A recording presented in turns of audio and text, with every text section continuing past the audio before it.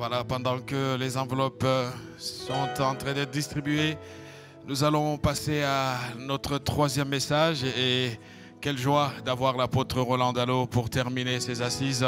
Pendant qu'il s'approche, est-ce qu'on peut acclamer le Seigneur pour se réjouir? Alléluia. Est-ce qu'on peut mieux acclamer notre Dieu?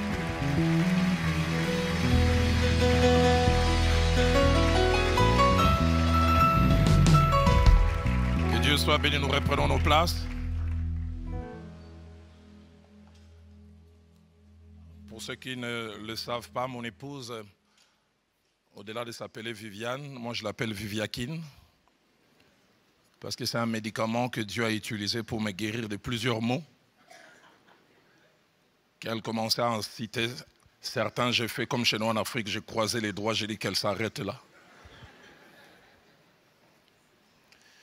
Comment ne pas bénir Dieu pour ce week-end? Et comment ne pas lui dire un grand merci pour l'équipe de Dallot Ministry International, avec Papa Cyril et tous ceux qui sont derrière lui. Est-ce qu'on peut encore apprécier ces...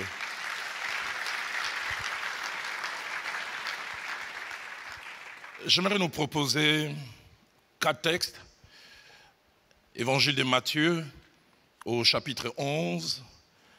Une lecture que nous allons faire en 2 temps, du verset 7 au verset 11e. Et puis après nous lirons le verset 18e. 11e chapitre de Matthieu, 7 à 11. Comme il s'en allait, Jésus s'est mis à dire à la foule au sujet des gens: qu'êtes-vous allé voir au désert? Un roseau agité par le vent? Mais qu'êtes-vous allé voir? Un homme vêtu d'habits précieux? Voici ceux qui portent des habits précieux sont dans des maisons des rois. Qu'êtes-vous donc allé voir? Un prophète? Oui, vous dis-je, et plus qu'un prophète. Car c'est celui dont il est écrit: voici, j'envoie mon messager devant ta face pour préparer ton chemin devant toi. Je vous l'ai dit en vérité, parmi ceux qui sont nés de femmes, il n'en a point paru de plus grand que Jean-Baptiste. Cependant, le plus petit dans les royaumes des cieux est plus grand que lui. Verset 18. Jean est venu, ne mangeant ni ne buvant. Ils disent: il a un démon. Matthieu au chapitre 3, et nous faisons aussi une lecture en 2 temps. Le premier verset d'abord, et puis la fourchette allant du verset 4 au verset 8.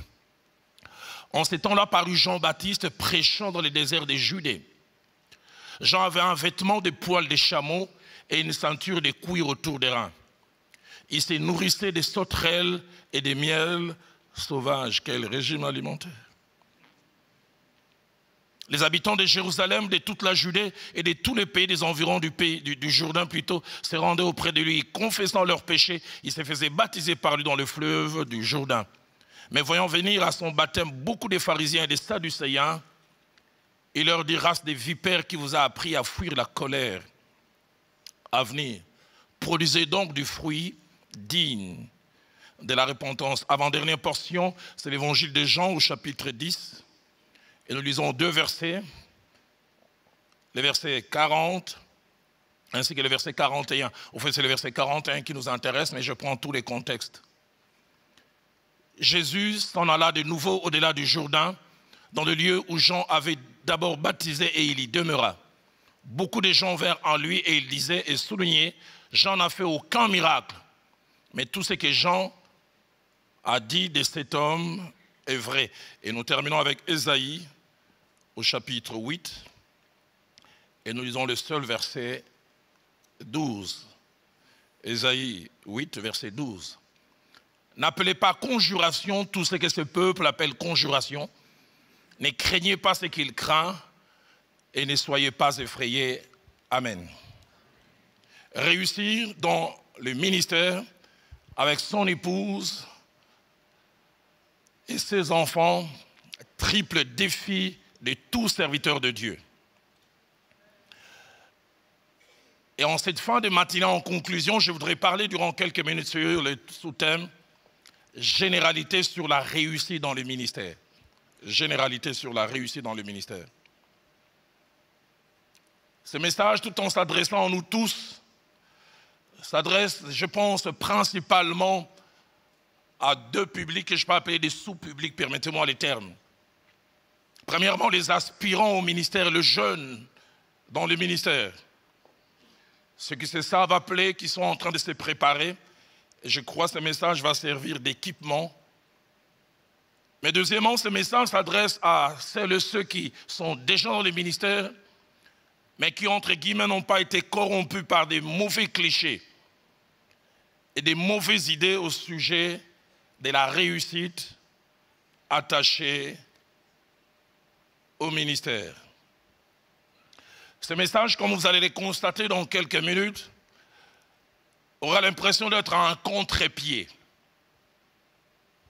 C'est-à-dire, ce qui va dans une direction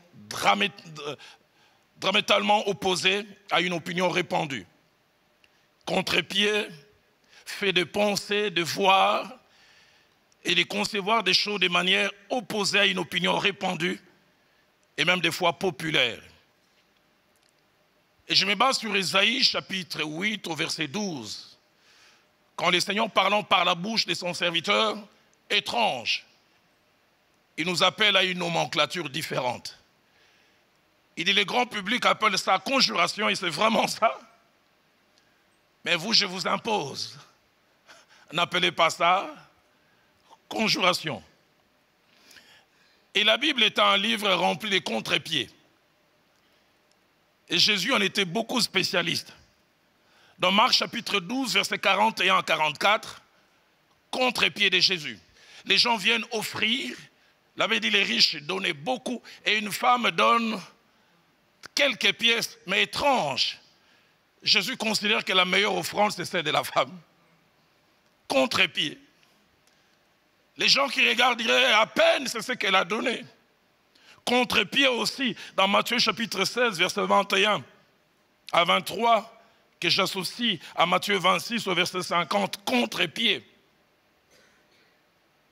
Jésus appelle ami celui qui va les trahir, ami. Mais il parle durement à celui qui veut lui éviter le mal. Contre-pied. J'étais à la place des pierres, je disais, mais je suis en train de l'aider. Il dit, arrière de moi, Satan. Mais Judas, qui a déjà les pièces en poche, il vient les saluer et dit, mon ami. Aidez-moi à poser la question au pasteur qui est à côté de vous. Il a un traître, il l'appellerait comment?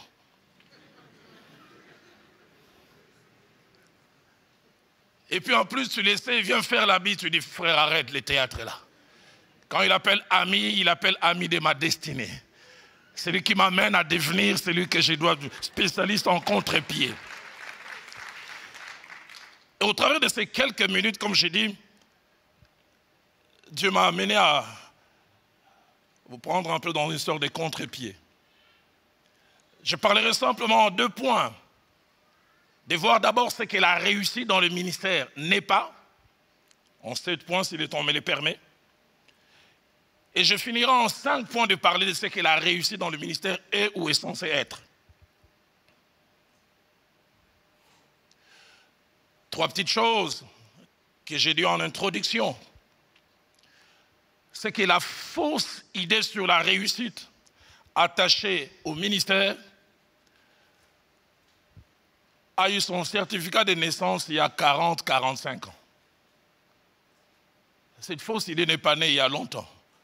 Donc ça montre qu'on peut la tuer très vite. Elle date d'il y a 40-45 ans et étrange, c'est parti des États-Unis. Ça s'est répandu chez nous, c'est parti beaucoup au Nigeria. Et comme nous à Kinshasa, on importe beaucoup du Nigeria. Je me souviens d'un aîné pasteur qui disait à certains aînés, quand vous allez au Nigeria, certaines choses laissez à l'aéroport.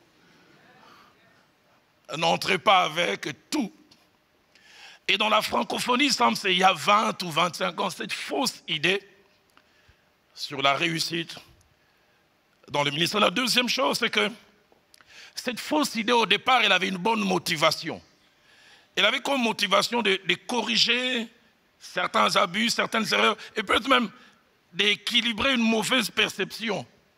Mais vous savez, on ne résout pas un problème en créant un autre problème.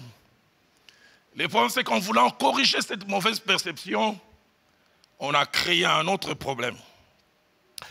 Troisième chose, c'est que cette mauvaise conception, elle fait beaucoup d'errages, et surtout avec la jeune génération, parce que c'est le seul langage qu'ils ont entendu.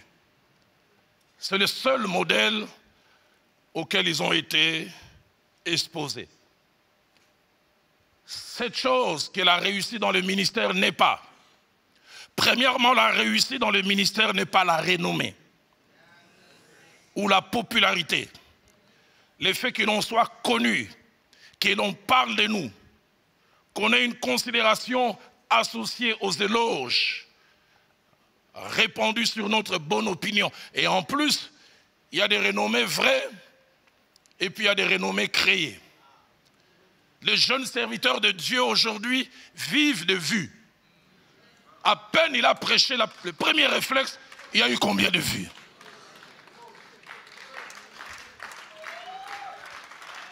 Je les appelle des vuvologues. Jérémie n'était pas un prédicateur populaire, mais il a réussi dans le ministère. Jérémie, ce n'était pas un prédicateur qu'on acclamait. Dans Jérémie, au chapitre 20, verset 7, la partie B, jusqu'au le 8e verset dit « Chaque jour, je suis un objet de raillerie. Tout le monde se moque de moi. Car toutes les fois que je parle, il faut que je crie à la violence, à l'oppression. » Écoutez ce qu'il ajoute. « Et la parole de l'Éternel est pour moi un sujet d'opprobre et de risée. » Mais je voudrais dire, Jérémie a réussi dans son ministère. Ah, si Jérémie était de notre époque, il n'aurait pas beaucoup de vues. Jean-Baptiste, en son temps, on ne l'aurait pas qualifié d'un ministre qui réussit. Un de mes aînés a dit même un ministre qui a réussi, il a fini par un deuil sans tête. Dans son cercueil, il n'y avait pas sa tête, mais il a réussi. Dans Matthieu chapitre 11, verset 18 que nous avons lu, c'est Jésus-Christ lui-même qui parle. Il dit, Jean ne mangeait ni ne buvait, mais on disait, il a un démon. Mais Jésus dira de lui, de tous ceux qui sont nés des femmes, il n'y a pas eu de plus grand. La popularité. Est-ce que je veux être efficace ou je veux être populaire? Est-ce que la popularité et la renommée en elles-mêmes sont mauvaises? Non. Elles sont mauvaises quand elles deviennent notre quête, notre motivation. Savez-vous que Jésus a été populaire? Mais il ne l'a jamais cherché, il l'a subi. Mais nous, nous la cherchons, nous la provoquons et des fois nous la forçons quand elle n'est pas là. Dans Marc chapitre 6 au verset 14, ma Bible dit, Hérode a entendu parler de Jésus dont les noms étaient devenus célèbres. Mais Christ n'a rien fait. Aidez-moi à poser la question à votre voisin, votre célébrité, elle est provoquée, forcée. À plusieurs endroits, pendant que Christ, on dit sa renommée s'est répandue de plus en plus.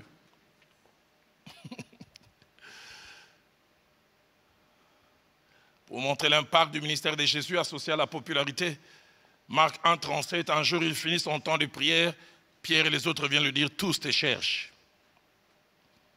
Marc 1, 32, il arrive à Capernaum, il avait dit, toute la ville était assemblée devant sa porte. Il n'y avait ni Facebook, ni Internet, mais des bouches à oreilles. Pas une quête, mais il a subi ces choses.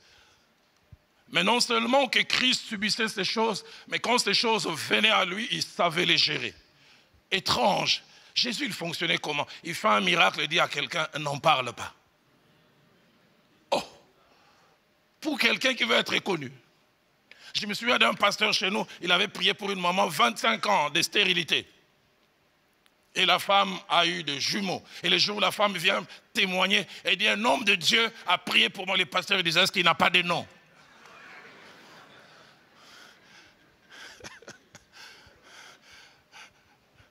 Il faut citer le nom.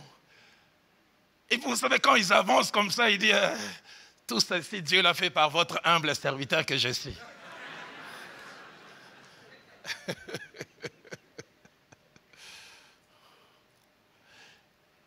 Et ce qui est étrange, Jésus des fois a refusé la popularité. Dans Jean chapitre 6, verset 15, Christ vient d'accomplir un grand miracle.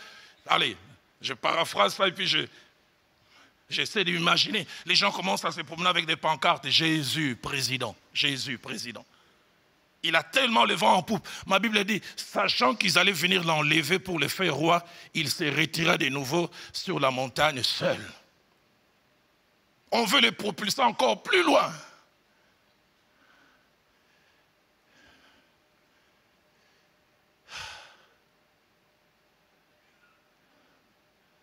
Jésus n'était pas comme certains qui ne sont importants qu'à leurs yeux. Un homme de chez moi en Boujima, il a dit, moi je suis évêque, ma femme est évêquette, mes enfants sont évêquetettes.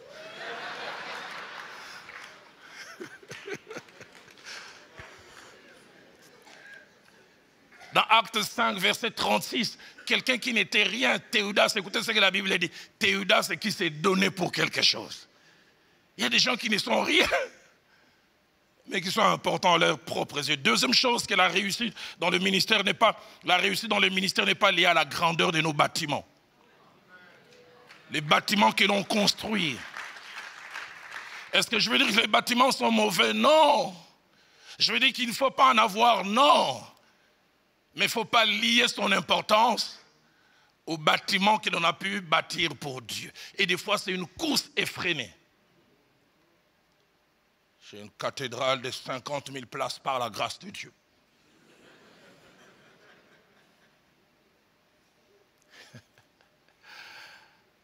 Un aîné à Kinshasa qui attire des grandes foules. Un jour, je le vois passer à la télé avec un côté dédaigneux qui apparaît déjà sur le visage et imbu de lui-même. Il dit, ici à Kinshasa, les autres sont des églisettes. Il n'y a que moi qui ai une église. Et j'ai dit, église quoi? Il dit, églisette. De petites boutiques. Seigneur, épargne-moi d'associer mon importance à l'importance de quelques bâtiments. J'insiste, je ne dis pas qu'il ne faut pas en avoir. Jean-Baptiste, de qui la Bible dit qu'il était l'homme le plus important, vous savez, sa cathédrale, c'était quoi? Les déserts. Marc chapitre 3, verset 1 dit, en ces temps-là, parut Jean-Baptiste qui prêchait dans les déserts. Je suis la voix de celui qui crie. Sans cathédrale, mais l'homme le plus important. Sans salle climatisée, mais l'homme le plus important. Et si vous ne le savez pas, Jésus n'a pas laissé des bâtiments. Combien de fois nous tombons dans ces pièges, nous nous sentons importants par rapport à ce que Dieu permet que nous puissions construire. Et des fois, nous nous sentons moins importants parce que nous n'avons pas aussi un grand bâtiment. La vraie réussite ne se lie pas à ça. Troisième chose, que la réussite dans le ministère n'est pas toujours liée au nombre de miracles accomplis au surnaturel. Je ne sais pas d'où ça vient. Tu rentres dans le bureau de certains hommes de Dieu, tu trouves des béquilles. Des chaises roulantes. Pierre n'a pas fait ça. Paul n'a pas fait ça, à moins que vous ayez inversé. Peut-être que vous, Dieu vous a inspiré. Alors, l'inspiration, je ne vais pas me battre.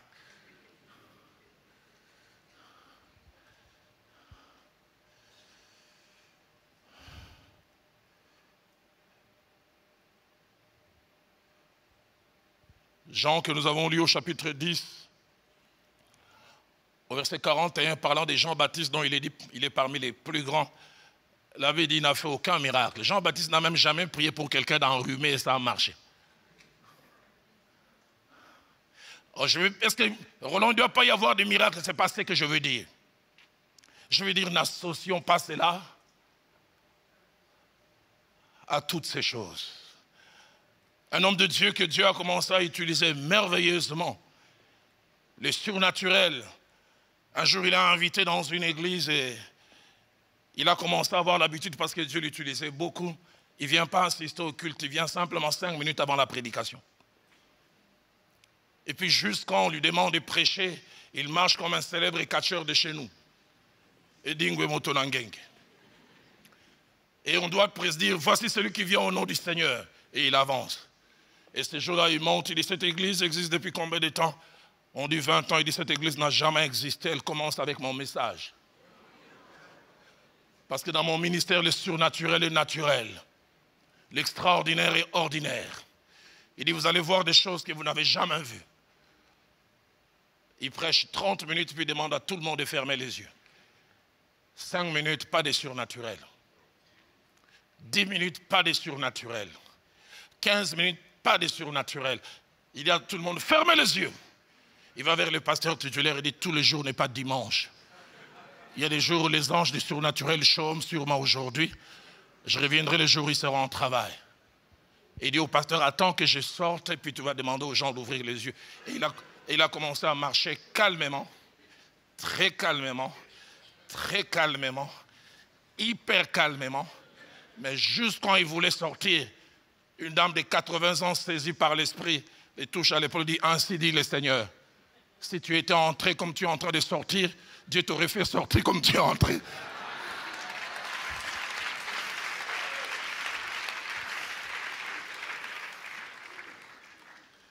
La réussite dans le ministère n'est pas liée au surnaturel. Quatrième chose que la réussite dans le ministère n'est pas. La réussite dans le ministère n'est pas liée aux avoirs ou au standing social que le ministère nous accorde. Aujourd'hui, le ministère réussit à avoir un jet privé. Est-ce que je dis c'est mauvais en avoir? Ce n'est pas ce que je veux dire. Mais on lit cela. Parce qu'il a un jet privé, il a réussi. C'est voyager en first class, en business. Et j'aime bien voir les jeunes serviteurs de Dieu chez moi. Ils ne mettent jamais des photos quand ils sont en classe économique. C'est quand ils sont en business, votre humble serviteur. J'ai vu un écrit, là où il y a la grâce, il y a la graisse.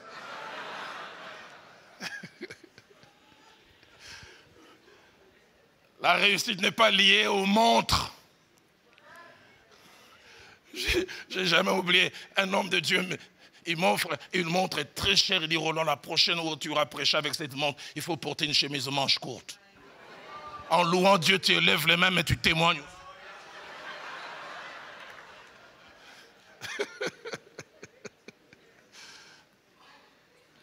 La réussite n'est pas liée au quartier où on habite. Parce qu'on habite tel endroit à Neuilly, 16e arrondissement.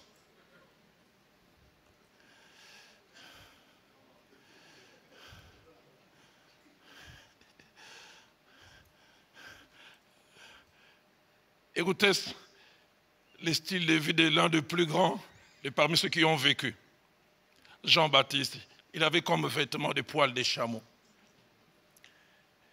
Et une ceinture autour des reins, on le verra, on dirait que c'est un féticheur africain. Non seulement africain, mais du village. Il ne mangeait pas dans les restaurants 5 étoiles. Il se nourrissait des sauterelles sauvages. Quelqu'un a dit que sa description a été transmise de génération en génération aux sauterelles. Il disait, faites attention, vous voyez un type comme ça.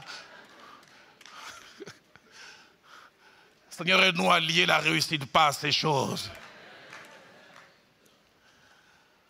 Un jour, je suis à New Delhi. J'avais accompagné mon épouse pour un problème de santé. Et je devais retourner sur Kinshasa. J'étais avec 5 autres serviteurs de Dieu. Et on annonce les passagers à destination de Nairobi sont appelés à embarquer. Et comme d'habitude, ceux qui sont en business class, j'étais avec 5 autres serviteurs de Dieu. Les 5 sont partis. Et l'un me demande, Roland, tu restes? Je dis oui. Pourquoi? Je dis, je suis en classe économique.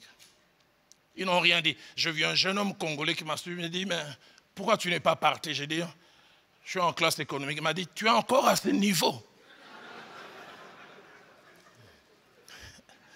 Si Dieu bénit, permet que je sois en fait, soit en business, pourquoi pas?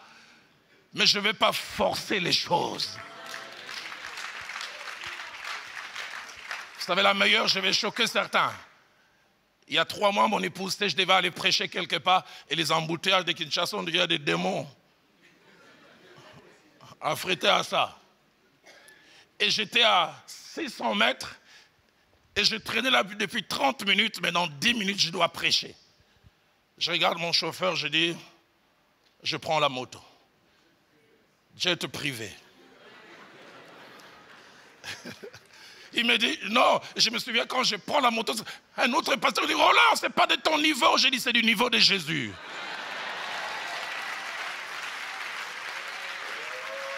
Et vous savez quoi? Je suis arrivé, mais mon chauffeur est arrivé 5 minutes avant la fin de la prédication. Donc je serais resté à mon niveau. Les gens auraient manqué une prédication, ça m'a changé en rien. Et puis je dois vous avouer, l'expérience sur la moto, elle est belle. Hein?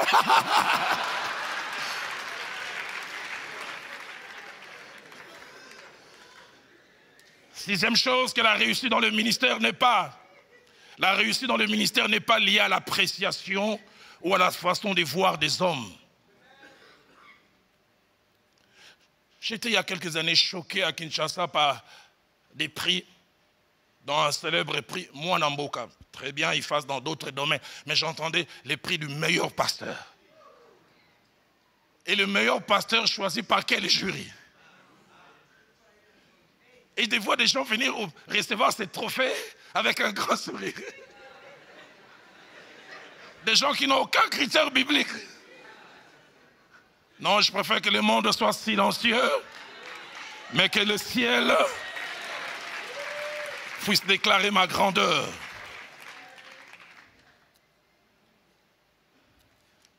Jean-Baptiste a été déclaré le plus grand par Jésus, mais je ne pense pas que ceux de son époque lui déclaraient le plus grand. Vous savez, on peut réussir selon les hommes et échouer selon Dieu. Mais on peut aussi échouer selon les hommes et réussir selon Dieu. Septième chose que la réussite dans le ministère n'est pas, c'est que la vraie réussite dans le ministère ne se mesure pas de notre vivant. La vraie réussite dans le ministère se mesure après nous. Qu'est-ce qui va rester après vous? Quel des ministères étoiles filantes? Il est bon que dans notre ministère, nous soyons comme Hébreux 11, verset 4, le dit d'Abel, quoique mort, ses œuvres parlent encore. Les gens qui ont réellement réussi dans le ministère, ils continuent à être présents malgré leur absence physique. À cause de la qualité du travail qu'ils ont eu à abattre. Qu'est-ce qui restera de vous après 5 ans? Que des ministères qui sont centrés sur un seul homme. Il meurt, le jour où on l'enterre, on dirait que le ministère aussi est enterré. C'est quelques passages d'Actes 5, versets 36 à 37, nous parle de 2 hommes, ministère étoile filante. La Bible dit, car il n'y a pas longtemps que parut Théudas. Écoutez ce que ma Bible dit, qui s'est donné pour quelque chose. Il n'était pas. Il s'est donné lui-même. J'ai entendu les gens chez moi, je ne sais pas si ça arrive ici à Paris. Nous sommes les grands. C'est nous les piliers de Paris. Paul ne l'a jamais dit. Jésus ne l'a jamais dit. Le seul endroit où ça a été un peu dit, c'est Paul, mais qui parle des autres.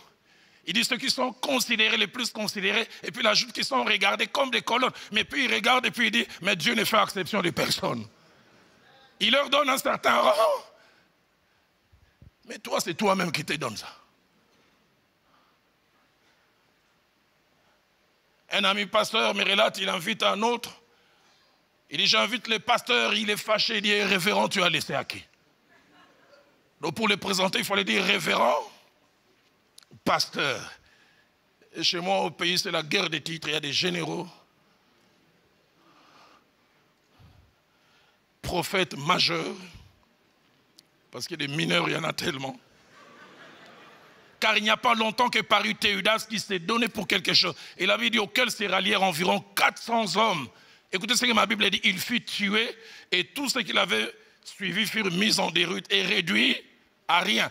Quelques années après, vous demandez, est-ce que vous connaissez un certain Théudas? Les gens disent, Théo quoi?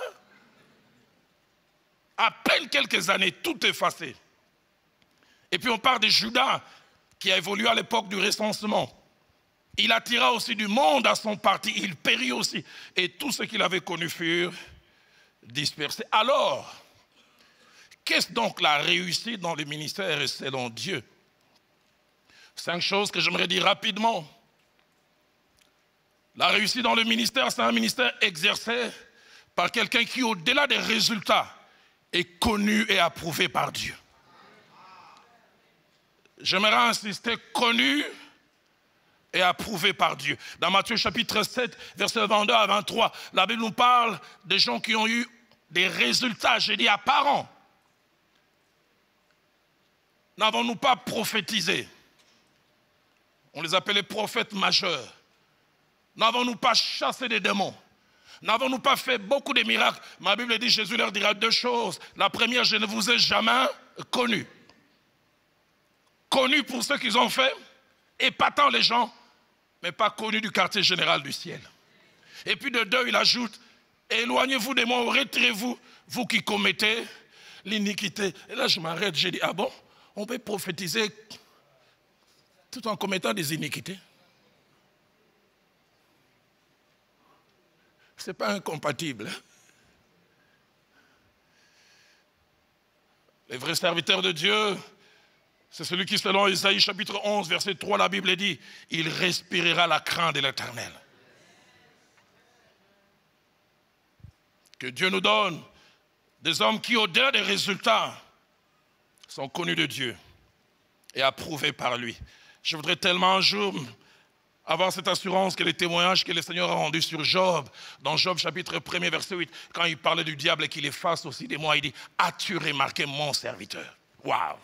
Ça, c'est le plus beau compliment que je voudrais avoir de la part de Dieu. Que Dieu tape sa poitrine en disant au diable, as-tu remarqué Roland Dallot? Le monde n'entendra pas ça, mais le monde spirituel entendra cela. Il n'y a personne comme lui sur la terre. C'est un homme intègre, droit, craignant Dieu. Deuxième des choses, attaché à un ministère réussi, c'est un ministère qui s'occupe et se préoccupe d'abord, dites avec moi d'abord, de l'avancement du royaume des cieux et pas de toute autre chose. Aujourd'hui, plusieurs ne servent pas Dieu, mais plusieurs se servent de Dieu. Triste chose dans le ministère. Et ce qui le préoccupe, c'est deux choses, le salut des âmes et la transformation des vies. Et ce sont des choses qui vous préoccupent encore. Le salut des âmes et la transformation des vies.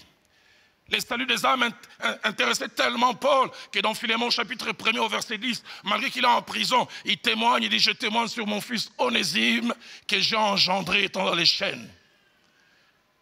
Réclus, manquant de liberté, mais il y a encore les fardeaux pour les âmes. Avez-vous encore les fardeaux pour les âmes? Il y a 5 ans, je suis invité dans une église à Kinshasa, de plus de 2000 membres, 5 jours, merveilleux, glorieux, plus de 600 convertis.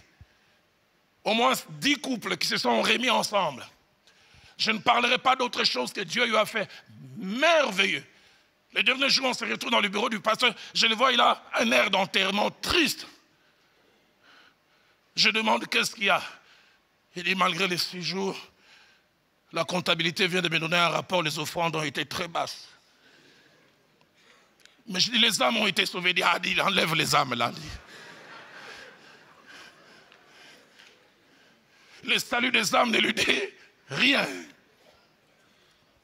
Tout ce qui l'intéresse, Seigneur, épargne-moi de cela. Je ne veux pas être quelqu'un qui travaille pour les ventres. Ils sont intéressés par les saluts des âmes, mais puis ils sont aussi intéressés par la croissance des sauvés. Comme l'apôtre Paul, dans Ephésiens chapitre 4, verset 13, ils amènent les hommes à l'état d'hommes faits. Ils travaillent pour qu'ils atteignent la stature parfaite de Christ. Ils font ce que l'apôtre Paul dit dans Galates 4, verset 19, que Christ soit formé en eux. Donne-nous des gens qui se préoccupent de ce que Christ soit formé dans les gens. C'est ça un ministère réussi. Troisième chose, attaché à un ministère réussi, c'est un ministère qui participe au-delà du salut et de la croissance à faire des personnes des ouvriers.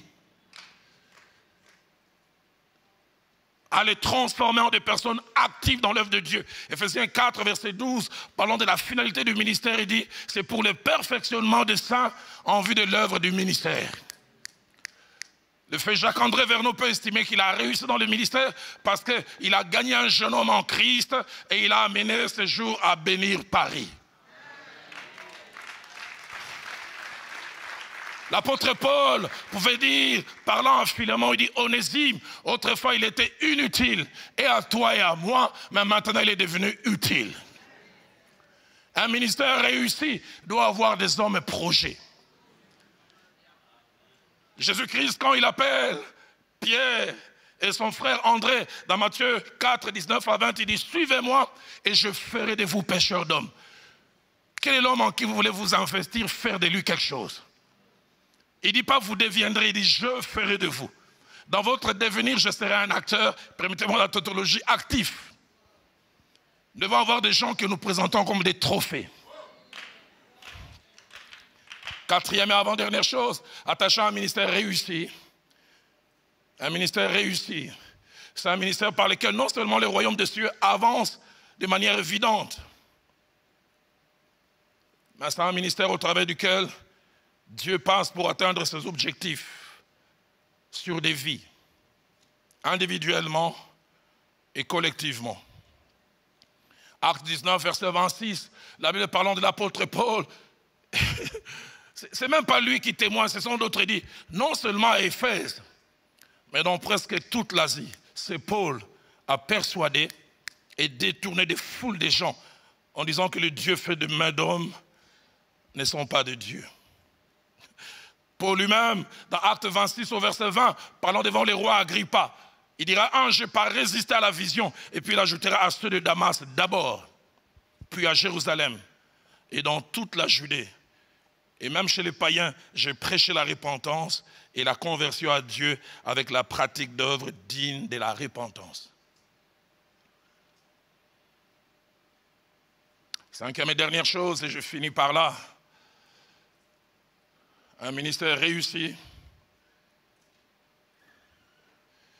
C'est un ministère qui, comme dans la parabole des talents, dans Matthieu chapitre 25, versets 20 à 23, connaît ces trois choses. La première est appréciée parce que, plutôt il a apprécié parce qu'il a fructifié ce que le Seigneur lui avait donné.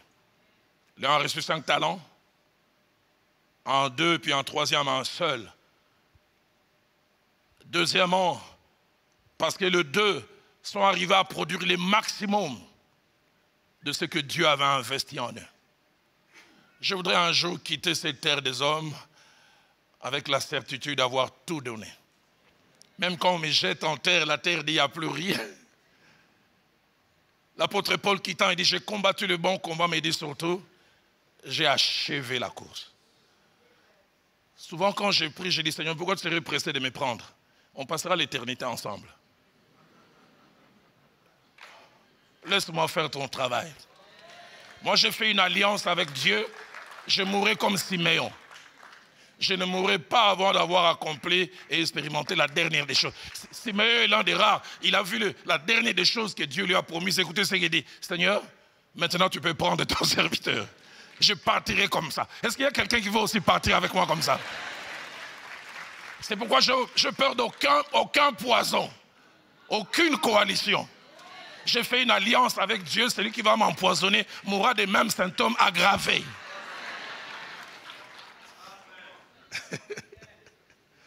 Sortir le maximum.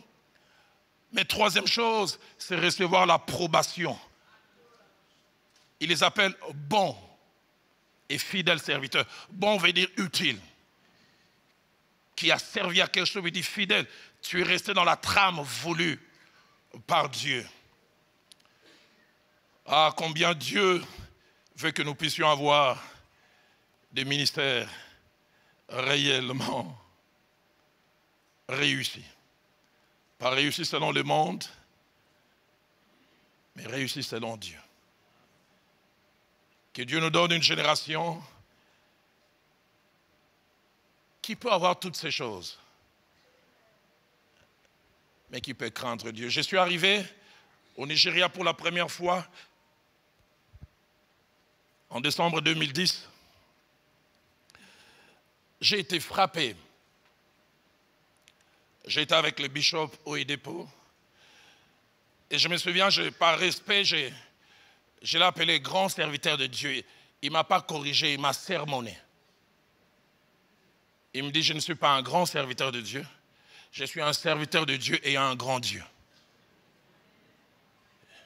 Et j'en avais eu pour mon compte. Et les dimanches, fini, je prends rendez-vous avec son père spirituel, Adeboy, qui à l'époque, en 2010, avait un lieu de culte réunissait chaque week-end, chaque dimanche, 500 000 personnes. On me dit maintenant, il a 1 500 000. Et moi, à l'époque, j'avais 2000 membres à Philadelphie, à Kinshasa. Il m'a fixé rendez-vous un lundi à 10h. Il m'a dit, you Zairian, il faut venir à temps parce que vous avez des horloges qui fonctionnent à l'envers. J'ai dit, comme on a déjà mauvaise réputation, je vais essayer de contourner ça. À 10h moins 10, j'étais déjà là. À 10h juste, il n'arrivait pas. À 10h05, il n'arrivait pas. Il est arrivé à 10h15. Mais je n'ai jamais oublié. Quand il arrive, permettez-moi d'en parler ainsi, cet homme élevé, il me voit, il dit, Pasteur Dallo, baissant la tête, gêné. Brother Dallo, I'm so sorry for being late. À la limite, comme s'il voulait tomber. Dans ma tête, je me disais, 500 000 membres s'excusent devant 2000. Et ce qui me frappait, ce n'était pas des excuses protocolaires, les mains en poche. Brother, excuse me. Il y avait beaucoup d'embouteillages. Gêné. J'ai dit, Seigneur, il est possible d'être élevé comme ça et de garder des valeurs.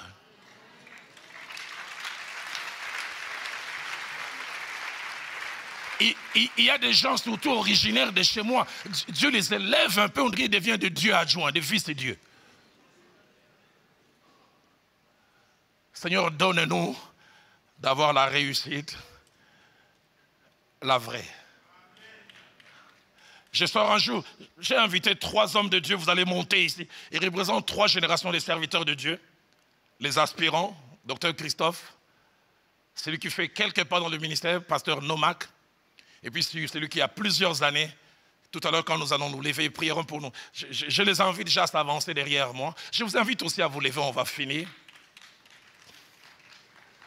Je suis en 95. J'entre avec mon pasteur, fait Jacques-André Vernon, au grand temple de Kinshasa, le temple du centenaire. Et alors que nous entrons, une dame vient nous accoster.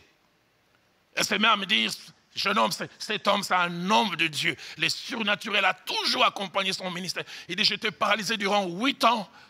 Quand il est venu en 64, prier à la place de Sainte-Thérèse. Il ne m'a même pas touché. Il a à peine touché des sortes de brancards sur lesquels j'étais couché. Et je me suis levé. 2 choses m'ont frappé. Cette femme parlait. Le pasteur Vernet était presque gêné qu'on en parle. Et quand la femme a fini, il a dit, dans le, il ne faut pas suivre ça, allons-y. Je suis resté là, j'ai dit, waouh.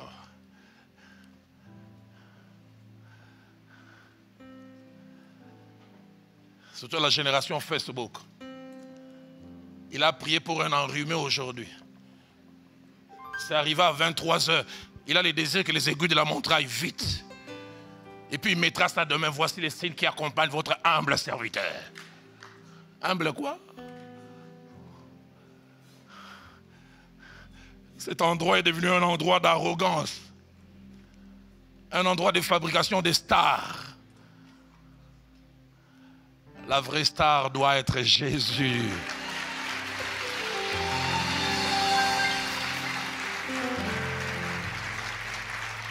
La vraie star doit redevenir Jésus. Est-ce qu'on peut m'aider à acclamer Jésus? Est-ce qu'on peut m'aider à célébrer Jésus à Paris?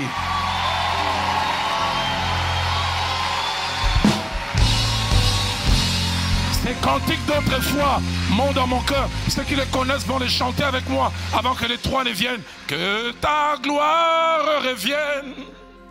Que ta gloire. Oui. Dans l'église.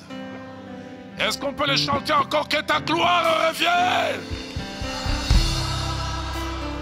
Qu'elle revienne. Que les priorités soient remises à leur place. La grandeur selon toi, non pas selon nous. Est-ce que Paris peut m'aider encore à dire que ta gloire revienne?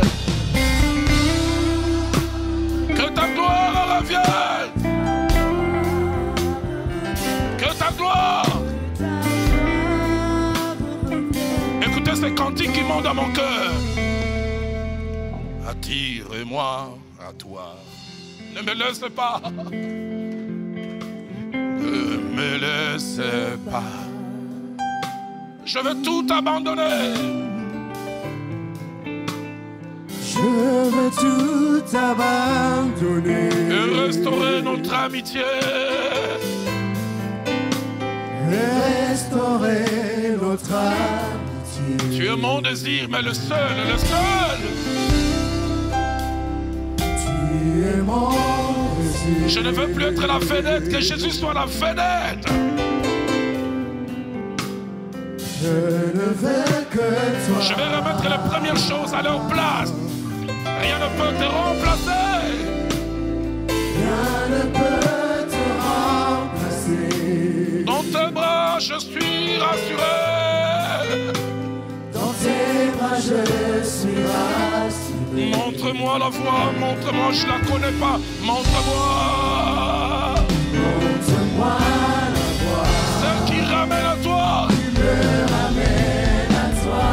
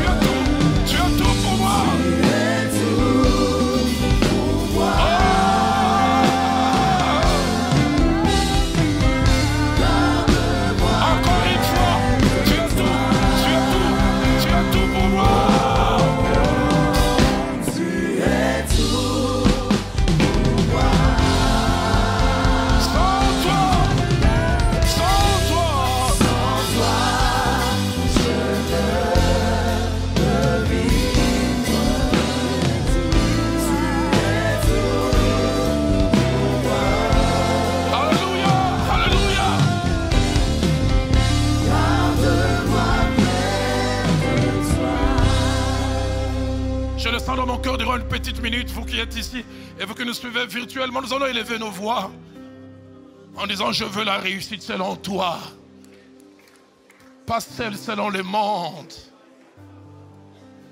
Et si d'aventure tu me donnes la renommée, la popularité, aide-moi à la gérer. Si tu me donnes des foules derrière moi, que cela ne change pas ma façon de me voir, que je considère cela plus qu'un privilège, une responsabilité. Selon qu'il est écrit, à celui qui a plus a été donné, beaucoup sera demandé. Seigneur, j'aimerais remettre les premières choses à leur place.